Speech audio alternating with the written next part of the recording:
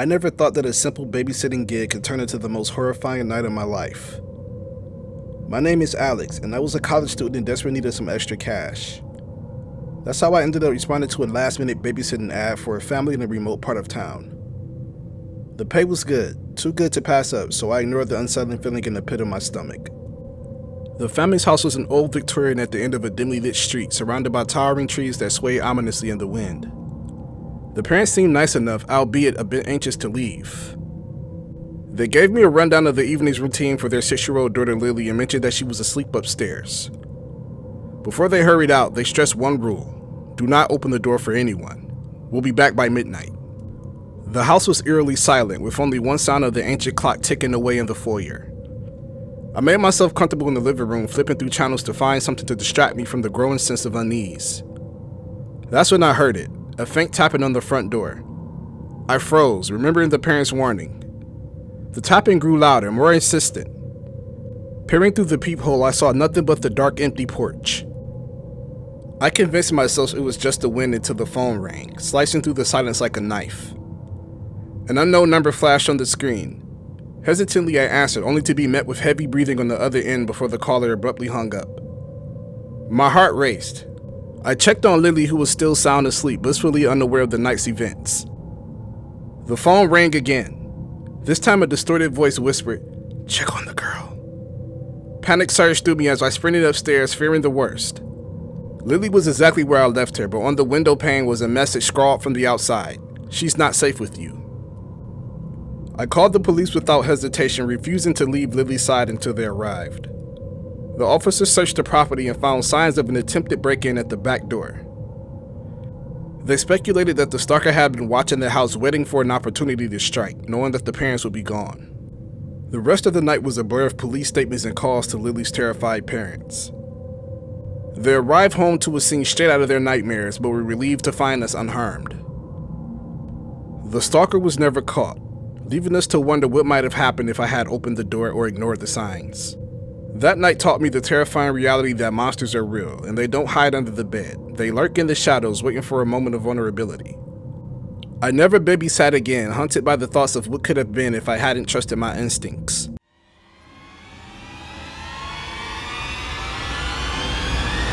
My name is Zoe, and I used to believe that the most challenging part of babysitting was dealing with temper tantrums or convincing kids to go to bed on time. That belief shattered one evening while I was watching the Henderson kids, two spirited siblings, Luke and Ava, in their family's recently purchased old home.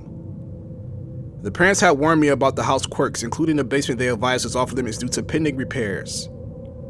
They left for their anniversary dinner, leaving me with strict instructions and emergency contacts. The night started without incident. We played board games, I made dinner, and we watched a movie. As bedtime approached, I sent Luke and Ava upstairs, following shortly after to tuck them in. That's when I heard it, a soft thumping sound too rhythmic to be the house settling, coming from the direction of the basement door. Curiosity overcame me despite the parents' warning. I rationalized it could be a trapped animal or a minor leak, something the Hendersons would want to know about sooner than later. I found the basement door, hesitated for a moment, then opened it, the old hinges groaning in protest. The thumping grew louder as I descended the stairs, a dim light from the top barely reaching the bottom. Reaching for my phone, I used this flashlight to illuminate the vast, cluttered space.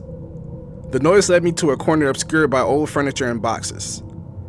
Heart pounding, I pushed aside a heavy tarp to reveal a small barred window. To my shock, a pair of frightened eyes met mine. A man, disheveled and desperate, was outside, his hands gripping the bars. He begged for help, claiming he'd been locked out and needed to get back in to retrieve his belongings. His story didn't add up. Why would anyone need to break into a basement for their belongings? I backed away, telling him I'd call the police to help him. I rushed upstairs, locking the basement door behind me and contacting the police, then the Hendersons. The police arrived quickly, finding the man had disappeared. However, they discovered signs of an attempted break-in, not at the basement but at a side entrance, likely scared off when they went to call for help. The Hendersons were horrified to learn about the incident, but grateful for my quick thinking. It turned out the man was a previous tenant who had been evicted and believed he left something valuable behind. The family and I were shaken but unharmed, and the event led to a serious upgrade in home security. This experience taught me the unpredictable nature of babysitting, extending far beyond child care to ensuring the safety of the entire household. It was a stark reminder that danger doesn't always come in expected forms and that sometimes the scariest stories are rooted in the realities of human desperation and obsession.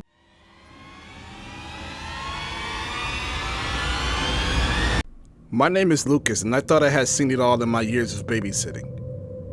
But nothing could have prepared me for the harrowing experience at the Walkers' secluded country home. It was supposed to be a simple overnight job, take care of the 2 kids while the parents enjoyed a rare weekend getaway. The Walkers had warned me about the potential wildlife encounters due to their home's proximity to the woods, but they assured me that the property was secure. I couldn't have imagined the true nature of the danger that awaited. The evening started peacefully enough. I played games with the 8-year-old Mia and 10-year-old Jake, watched movies, and made sure they went to bed on time. The Walkers had a state-of-the-art security system, which I activated before settling down to read. That's when the tranquility of the night was shattered by the piercing sound of glass breaking from the back of the house. Adrenaline coursing through my veins, I rushed to check on Mia and Jake, finding them both wide-eyed with fear.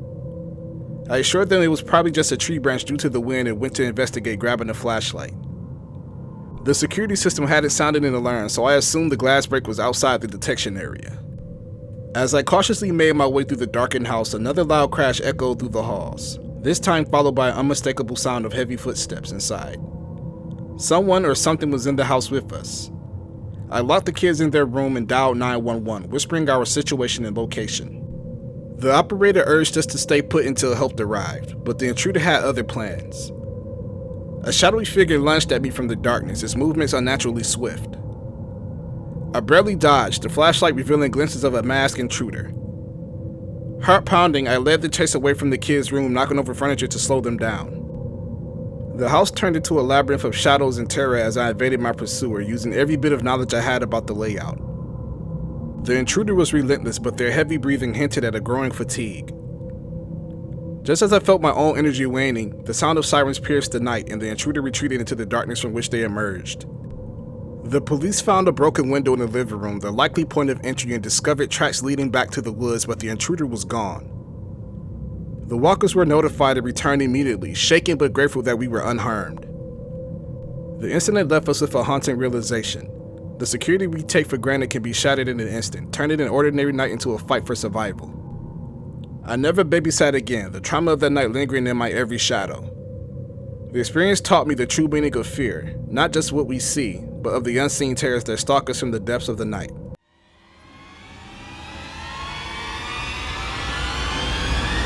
My name is Elsie, and I've always considered babysitting a straightforward job. Watch the kids, keep them entertained, and make sure they're in bed by the time their parents get home. But one night, everything I thought I knew about this seemingly simple job was turned on its head, thrusting me into a real-life horror story that I'm lucky to have survived. I was watching the Bennett Kids, Lily and Max, in their family's modern home nestled in a well-to-do suburban neighborhood. The Bennett parents were attending a late-night charity event, and I was tasked with watching over their precious children. The night started off without a hitch. We played board games, watched a couple of their favorite movies, and I had just tucked them into bed. That's when the tranquility of the evening shattered. It started with a knock at the door. I checked the clock. It said 11:30 p.m. Far too late for any expected visitors. Approaching the door, a sense of unease began to wash over me. Peering through the peephole, I saw nothing but the dark, empty porch. I turned away, convincing myself it was just some kids playing a late-night prank. But then the doorbell rang, its chime echoing ominously through the house. This time when I checked, the note was pressed against the door's glass. It read, "Nice night for a walk, don't you think?" Chills ran down my spine. This had to be more than a prank. I quickly checked all the locks on all the doors and windows, making sure the security system was armed, and called the Bennetts to inform them of what was happening. They advised me to call the police if anything else happened and reminded me that the security system would keep us safe. I went upstairs to check on Lily and Max, ensuring that they were still soundly asleep, unaware of the fear gripping me. That's when I heard it, a window shattering downstairs. My heart stopped. Grabbing the phone, I dialed 911, whispering frantically about someone trying to break into the house. The operator assured me that the officers were on their way and instructed me to stay on the line. I barricaded the kids and myself in Lily's room, pushing the dresser against the door. We could hear someone moving around downstairs, the sound of footsteps growing louder as they ascended the staircase. Max woke up, his eyes wide with fear, and I held a finger to my lips, signaling for him to be silent. The intruder began trying the handle, pushing against the door, but the dresser held firm. Minutes felt like hours until we finally heard sirens in the distance. The intruder seemed to realize this too as the attempts to get in ceased. It was silent, then the sound of hurried footsteps retreating and the door slamming shut. The police arrived minutes later, securing the scene and finding a broken window in the living room, but no signs of the intruder. They suspected it was a known criminal targeting homes in the area, someone dangerous and unpredictable. The Bennetts rushed home, horrified by the events but relieved that their children were unharmed. The incident left a lasting impact on me, a constant reminder of the fragility of safety and the terrifying reality that danger can strike when you least expect it.